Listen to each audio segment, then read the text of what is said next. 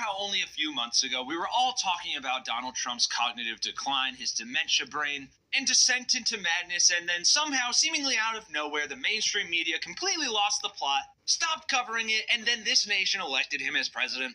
Dementia Don struck back and reared his ugly, diminished prefrontal cortex in one of the worst, most unhinged, and chaotic speeches to date, even from Donald Trump. You've probably already seen some of the crazy, insane moments from said press as we break down the more insane parts of Trump's off-the-rails Mar-a-Lago speech, included but are not limited to Trump talking about possible invasions of Panama and Greenland, calling the Gulf of Mexico the Gulf of America, or saying that we should rename it to that, how gas heaters, windmills, electric household appliances, and the like, as he has done in previous dementia-ridden rants, and appearing to infer that Hezbollah had some sort of role in the Capitol riots. And he said that when he was asked if he was going to pardon the people involved in January 6th. This is nuts. And of course, this is the faulty brain that will be leading our nation in mere days. I wanted to touch on the world on fire that you mentioned, but let's start, if we could, with your references to Greenland and the Panama Canal, so forth. Can you assure the world that as you try to get control of these areas, you are not going to use military or economic coercion? Can you tell us a little bit about what your plan is? Are you going to negotiate a new treaty? Are you going to ask the Canadians to hold a vote?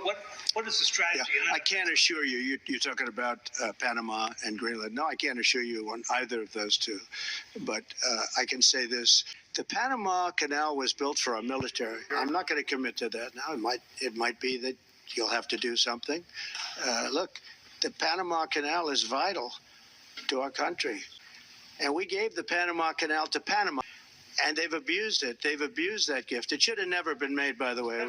Giving the Panama Canal is why Jimmy Carter lost the election, in my opinion. A wild statement in and of itself, right after Jimmy Carter died, which he's already made terrible statements in that regard. But quick reminder, we didn't give the Panama Canal to Panama just willy-nilly. We signed a treaty for a 100-year lease of it, and Jimmy Carter returned it per stipulations of that treaty. But we don't even have the time or the brain capacity, apparently, to break that down, because not even moments later, Trump appeared to infer that Hezbollah was a part of the January 6th riots. Take a listen to this. But that's not the way life works. Mr. President, two questions related to each other. First, you said on your first day of office, you're going to pardon January 6th defendants. Are you planning to pardon those who were charged with violent offenses? Well, we're looking at it, and we have other people in there. We have to find out about Hezbollah. We have to find out about who exactly was in that whole thing.